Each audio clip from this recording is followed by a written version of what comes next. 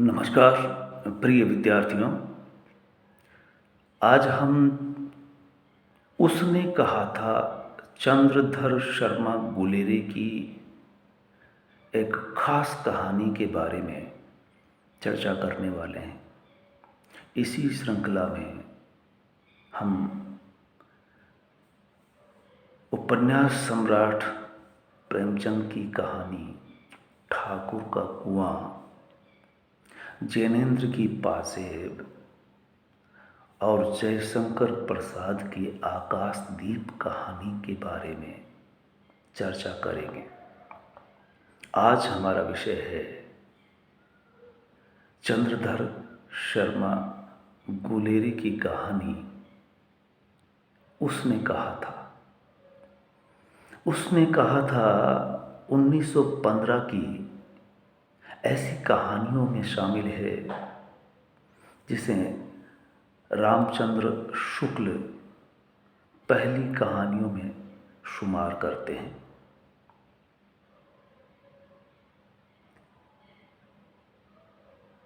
उसने कहा था कि कहानी का सारांश अगर हम जानना चाहें तो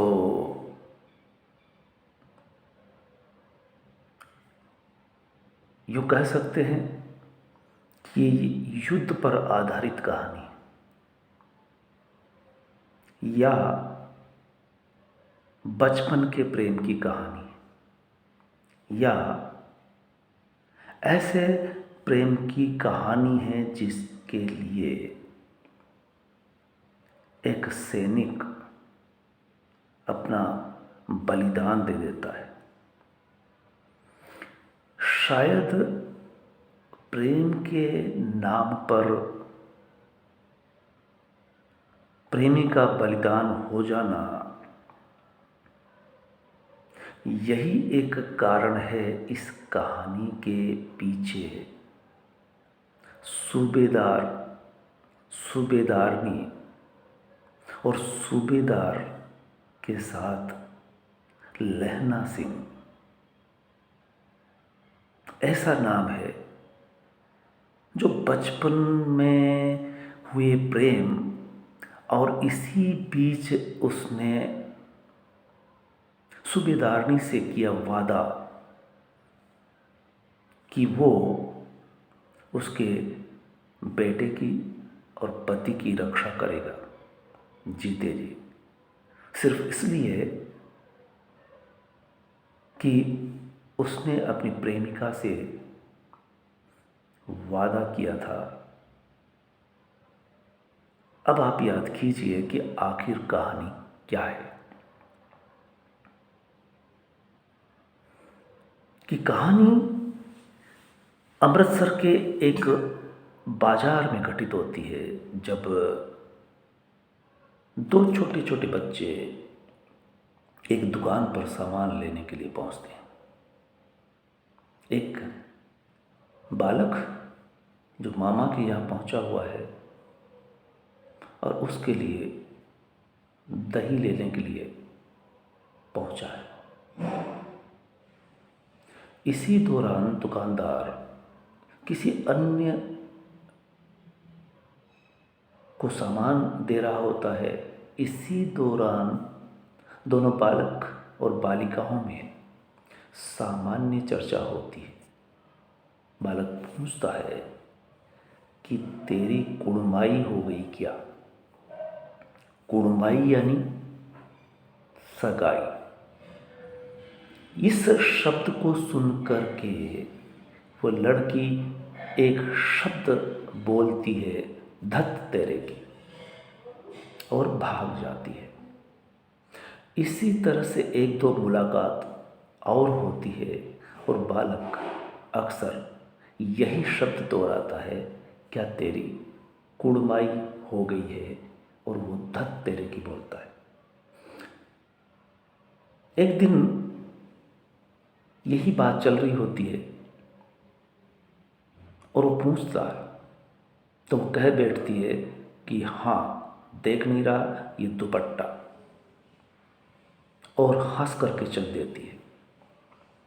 बालक पर इस बात की प्रतिक्रिया यह होती है कि लौटते में वह अपना संतुलन खो बैठता है और रास्ते में कहीं से टकराता है।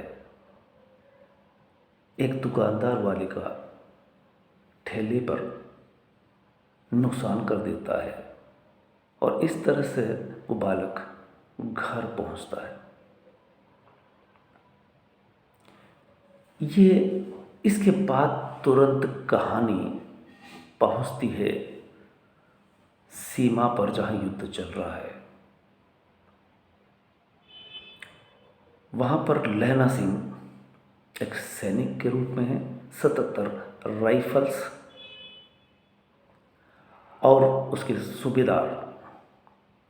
एक बार वो छुट्टी पर जाते हैं घर पर, तो सूबेदार कहते हैं कि जब हम लौटेंगे तब आप मेरे रास्ते में जो घर पड़ता है वहाँ आना और वहीं से साथ लाम पर पहुँचेंगे। लहना सिंह उनके घर पहुँचता है तो सूबेदार कहते हैं कि सूबेदारनी तुम्हें जानती है, उनसे मिल लो। लहना सिंह को बिल्कुल भी पता नहीं था और वो आश्चर्य करता है, लेकिन उसके बॉस है सूबेदार, सो बिना कुछ सोचे वो सूबेदारनी से मिलने के लिए पहुंचता है। वो नहीं समझ पाता कि उसका परिचय कब और कैसे हुआ। वो अपरिचित की तरफ पहुंचता है। वो पूछती है, कुछ याद आया? वो सिर झुकाए खड़ा रहता है। तो वो कहती है कि तेरी कुड़माई हो गई, धत तेरे की, ये दुपट्टा देख रहे हो। हाँ, और इसी से वो बात याद आ जाती है। ये चंद बात उनके बीच में होती है जो कभी अमृतसर के उस बाज़ार में दुकानदार के सामान लेते हुए घटित होती है। इसके बाद सूबेदारनी लहना सिंह के सामने अपने गृहस्थ जीवन, पति और बेटे को लेकर के कहती है कि मेरा दुर्भाग्य है कि पति सेना में है और बेटा भी, और संयोग देखिए कि युद्ध चल रहा है और दोनों ही लाम पर जा रहे हैं। मैं कितनी दुखद स्थिति में हूं कि कुछ भी कभी भी घटित हो सकता है। लहना सिंह से अपने प्रेम की इस तरह की बात करते हुए कहती है कि आप मेरे पति की, मेरे बेटे की रक्षा करना। लहना सिंह इस बात को सुन के चल देता है। और लाम पर पहुंच जाते हैं। चूंकि जर्मनी से युद्ध चल रहा था, ये अंग्रेजों की तरफ से वहां युद्ध करते हैं, तो लहना सिंह की बदौलत, उसकी प्रतितुरपनमति के आधार पर वह दुश्मन को पहचान जाता है और कुछ शब्द जो घुसपैठ या उनके शिविर में घुस आता है और सूबेदार का रूप, लेफ्टिनेंट का रूप धर करके गलत फहमी पैदा करता है। वहाँ से उनके सैनिकों को दूर भिजवा दिया जाता है और पीछे से हमला कर दिया जाता है। ऐसे में सूबेदार चूंकि जा चुका होता है,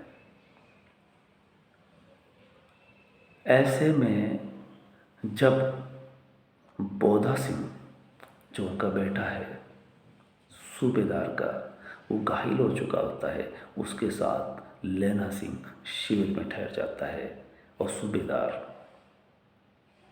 उस लेफ्टिनेंट के कहे स्थान पर चला जाता है। पीछे छूट जाते हैं लैला सिंह शिविर की रक्षार्थ और बोधा सिंह उसके बेटे की देखभाल के लिए। तो लेफ्टिनेंट की उस धोखेबाजी को वो पहचान जाता है और कहता है कि हमारे साथ बहुत बड़ा धोखा हुआ है। ऐसे में कुछ सैनिक वहाँ से जाते हैं और एक सैनिक को वो पीछे से भेजता है कि हमारे साथ धोखा हो चुका है, और वो लेफ्टिनेंट को पीछे से वार करता है। उस वार में उसके हाथ पर बुरी तरह चोट आती है। लेकिन यहाँ पर एक घटना होती है कि वो जेब में हाथ डालता है।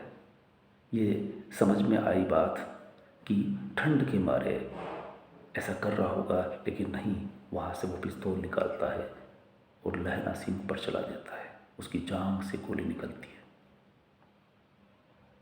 लेकिन अब वे पीछे से जो वार कर दिया दुश्मनों ने, उससे निपटते हैं और लैला सिंह घायल हो जाता है।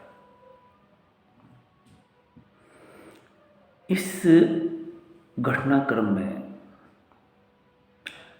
सूबेदार भी और उनका पुत्र बोधा सिंह भी घायल होता है। ऐसे में वो जो सैनिकों की राहत के लिए गाड़ी आती है, उसमें वो दोनों बैठ जाते हैं। और सूबेदार कहते हैं कि तुम भी घायल हो लैला सिंह, इसलिए हमारे साथ चलो। लेकिन लैला सिंह मना कर देता है और वो कहता है कि सूबेदार जी, आप बोधा सिंह के साथ जाइए, आप घायल हो और मैं बिल्कुल ठीक हूँ। ये तो छोटी मोटी घाव है जो भर जाएगी, आप निश्चिंत रहो। उनके जाने के बाद लैला सिंह पीछे छूट जाता है, कराहता है और एक सैनिक को बगल में बिठा के कहता है कि पानी पिला दो, और 2 शब्द पानी पिला दो, उसने कहा था। और यह कहानी इस तरह से लैला सिंह और सूबेदारनी के बीच वर्षों पहले घटित अमृतसर के उस बाजार की याद मरते समय याद आती है और फ्लैशबैक में कहानी चलती है। इसमें स्वप्न शैली का प्रयोग किया गया है कि युद्ध क्षेत्र में वह करा रहा है, प्राण निकलने वाले हैं। मृत्यु को सामने देख करके स्मृति किस तरह से तीव्र हो जाती है कि जो सूबेदार ने से कहा था, उसने कहा था कि बेटे की रक्षा करना, वो सारी बातें याद आती है। और बीच बीच में सूखे गले को तर करने के लिए कहता है पानी पिला दो, उसने कहा था शैली, स्मृति शैली। और थोड़ी देर बाद वापस लौटता है तो उसे पानी गला तर करने के लिए, पानी पिलाने के लिए कहता है। इस तरह से एक फिल्म आई थी अमिताभ बच्चन पर, उसमें भी कुछ इसी तरह की बात कही गई है। तो ये है उसने कहा था कहानी का सारांश। हम आगे अन्य कहानियाँ लेंगे। इस कहानी के बारे में कहानीकार राजेंद्र यादव ने कहा था कि ये एक अद्भुत कहानी है। शुरुआती कहानियों में इसका नाम बड़े सम्मान से लिया जाता है कि इसमें कहानी की संरचना, परिवेश और पात्रों का जो संयोजन किया है, विषय वस्तु जिस तरह से ली है कि वो प्रेम का अंकुरण जो बचपन में छुटपन में, वैसे ही बात में जो बात कह दी, परिचय हुआ, बीच में अपनी प्रेमिका के द्वारा कहे शब्द वो अंतिम समय में अपने प्राणों का बलिदान दे करके पूरा करता है। इसे प्लोटिनिक प्रेम कहेंगे, लेकिन प्रेम के नाम पर जो बलिदान किया जाता है, त्याग किया जाता है, कहानी का मर्म यहाँ छुपा हुआ है। इसलिए चंद्रधर शर्मा गुलेरी ऐसे कहानीकार है, निबंधकार है, मूलतः निबंध लिखे हैं और महज 3 ही कहानियाँ लिखी। 3 कहानियों में से भी ये कहानी उन्हें कहानीकार के रूप में अमर कर देती है। प्रेमचंद की 300 कहानियाँ, जिसे वो कथा सम्राट, उपन्यास सम्राट कहलाते हैं। चंद्रधर शर्मा गुलेरी उसमें कहा था, जो चंद शुरुआती कहानियाँ इंदुमती, राजा भोज, अद्भुत स्वप्न, 11 वर्ष का समय रामचंद्र शुक्ल की कहानी, इन और इंदुबाला की दुलाई वाली, इन कहानियों में श्रेष्ठ कहानियों में आती है। उसने कहा था 1903 और इसके बाद सरस्वती में प्रकाशित 1915 की ये कहानी है, जिसमें आज की कहानियों से तुलना की जा सकती है कि प्रेम को लेकर के सैनिक किस तरह से प्राणोत्सर्ग करता है। इसमें राष्ट्रीयता का बोध है, प्रेम पर कुर्बान होने का पाठकों को एहसास कराती है। कहानी में स्मृति चलती है, स्वप्न शैली है और 2-3 पात्रों के बीच में घटित होती है। कहानी में युद्ध भी आता है, सैनिक जीवन है और सैनिक अगर अंततः देश के नाम पर प्राणोत्सर्ग कर देता है, इस चरम अवस्था है। और प्रेम की भी चरम अवस्था है कि प्रेमी अपनी प्रेमिका से कहे हुए वादे को अंततः पूरा करता है। कहानी, उपन्यास या महाकाव्य, जो कोई भी हो, उसके महानायक अंततः अंतिम सच, जिसे मृत्यु कहते हैं, को प्राप्त होते हैं। शायद हम नहीं समझ पाते कि आदमी की नियति है कि अगर जन्म हुआ है तो मृत्यु सुनिश्चित है। उसने कहा था, मैं कहानी का मुख्य नायक मृत्यु को प्राप्त होता है, नहीं कहेंगे बलिदान कर देता है राष्ट्र के लिए, देश के लिए, साथ ही साथ अपनी प्रेमिका से किए वादे को पूरा करता है।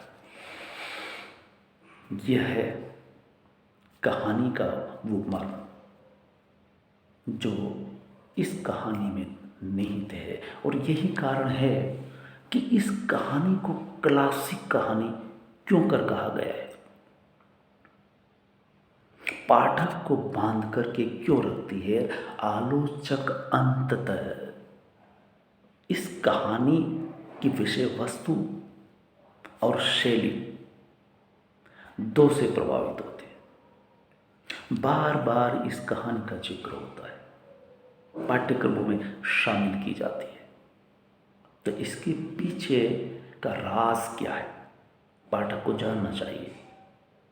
पाठक नहीं समझ पाता, शुरुआती पाठक, कि आखिर इस कहानी की ऊंचाई का, गहराई का राज क्या है।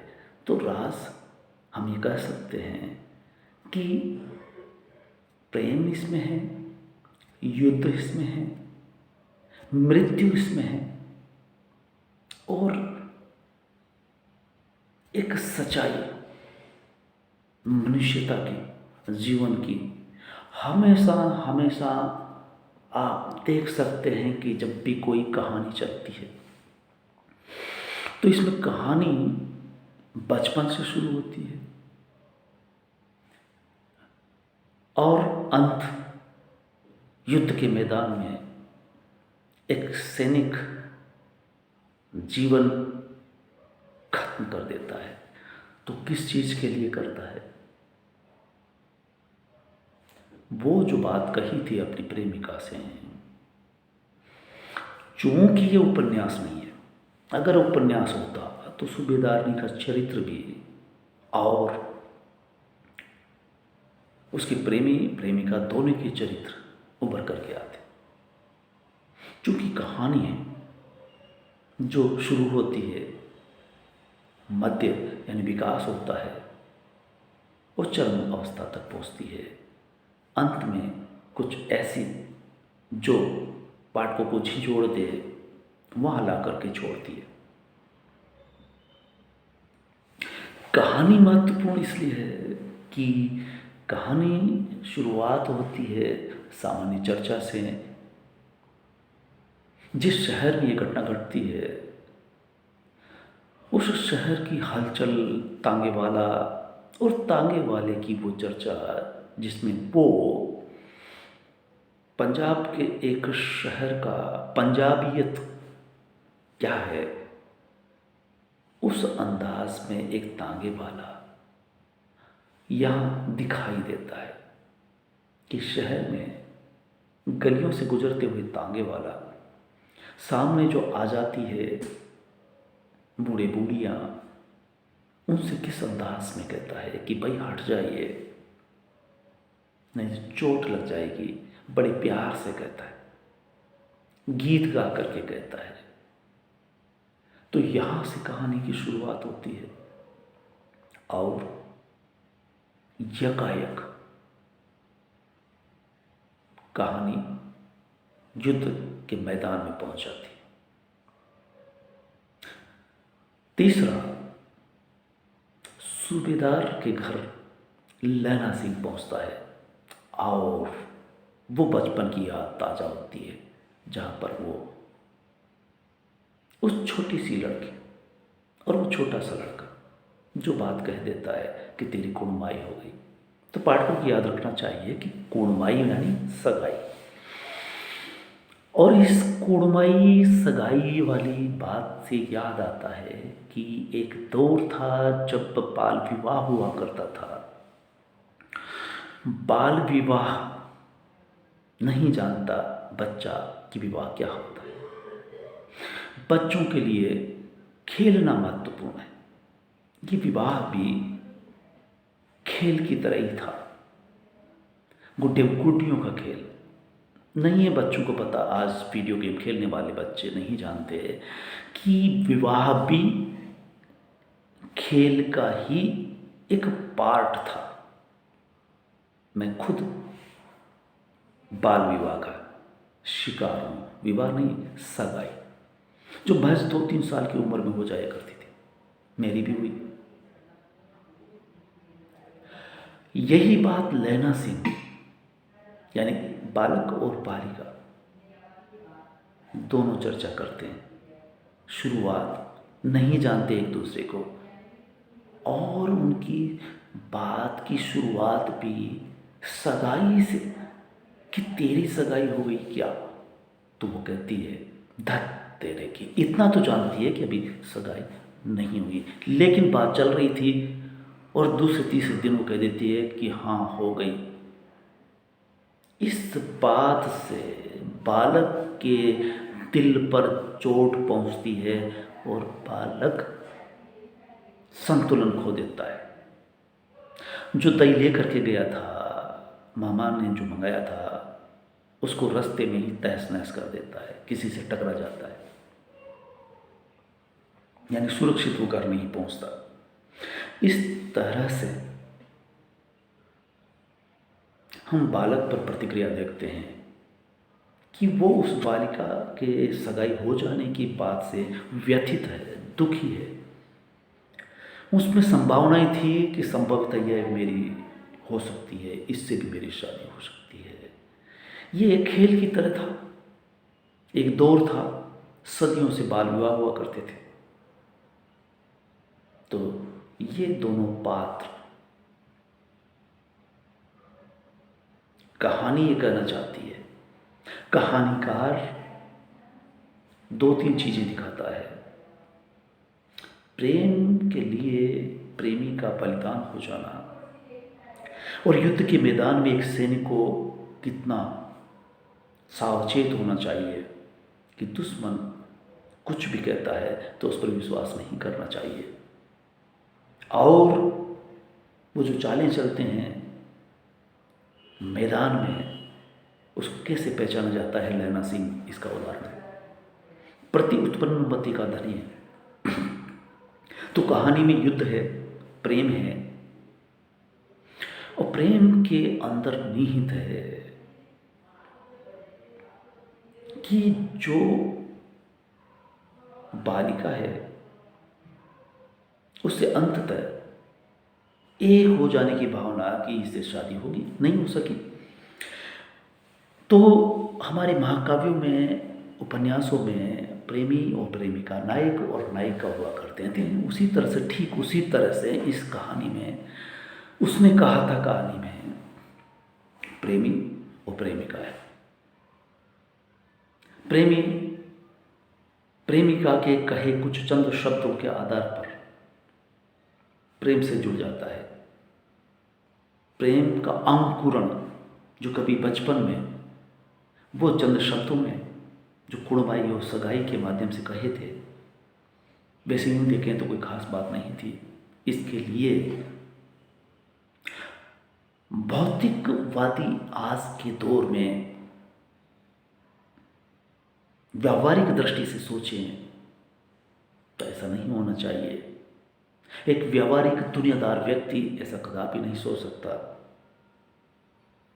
पर यहाँ इस कहानी में एक प्रेम का एक उत्कृष्टतम रूप दिखाया गया है कि किस तरह से बचपन में कई चंद बातों, लेकिन चंद बातें नहीं, वो प्रेम जो बचपन में अंकुरित हो रहा था लेकिन फलित नहीं होता, वो दूसरे से शादी कर लेती है।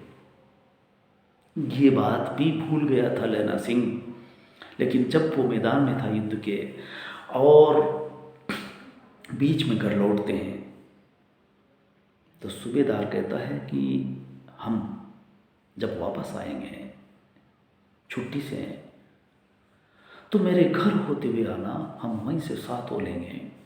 वहाँ पर सूबेदारनी से मुलाकात होती है तो पता चलता है कि ये वही है जो बचपन में हम बात किए थे, जब एक दुकान पर सामान ले रहे थे और चंद बातें हुई थी।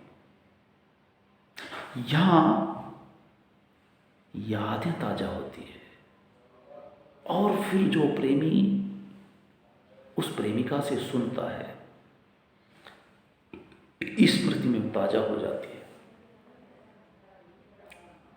लेकिन साथ में वो प्रेमिका उस बात का हवाला दे करके कहती है कि मेरा दुर्भाग्य इस बात का है कि पति सेना में सैनिक है, सूबेदार है, ये अच्छी बात है, लेकिन मेरा बेटा वो भी अब एक सैनिक के रूप में लांग पर लड़ने के लिए जा रहा है, वहाँ कुछ भी हो सकता है। तो लैला सिंह वादा करता है, वो लैला सिंह से वादा लेती है कि इनका ख्याल रखना।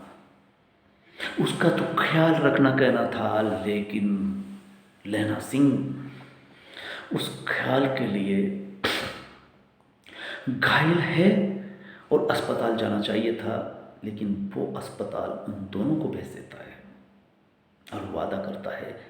जब उससे कहा जाता है कि आप भी चलिए, पीछे और भी सैनिकों को छोड़ दिया जाएगा, आप घायल हो, वो बोलता कि नहीं, ये तो छोटा मोटा घाव है, ठीक हो जाएगा। वो ये कहना चाहता है कि पीछे मैं यहाँ पर फ्रंट पर रहूँगा। और उसे पता है कि वो अब अंतिम सांसें ले रहा है, लेकिन अपनी प्रेमिका तक वो संदेश जाए कि दोनों सुरक्षित जा रहे हैं उसके पास। लैला सिंह ने जो वादा किया था अपनी प्रेमिका से, उसने कहा था मैंने पूरा कर दिया। लेकिन जिससे वो कह रहा पानी पिला दे, वो नहीं जानता, वो पानी ही पिला रहा है। लेकिन पाठक समझ रहा है कि प्रेम की गहराई क्या है। वो लैला सिंह उस कहे हुए वादे को याद करके पाठक को झिझोड़ करके रख देता है। पाठक अभिभूत हो जाता है उसके बलिदान से। ये ठीक वैसा ही है जिस तरह से रामचरितमानस में तुलसीदास राम पर महाकाव्य लिखते हैं। राम का जीवन चरित्र, आदर्श, और अंततः वहां भी युद्ध होता है। युद्ध में दुश्मन को मारते हैं और अंत जब होता है तो सरयू नदी में वो प्राण त्यागते हैं। महाकाव्य दूसरे महाभारत में कृष्ण को हम देख सकते हैं कि वो एक शिकारी के तीर से मारे जाते हैं।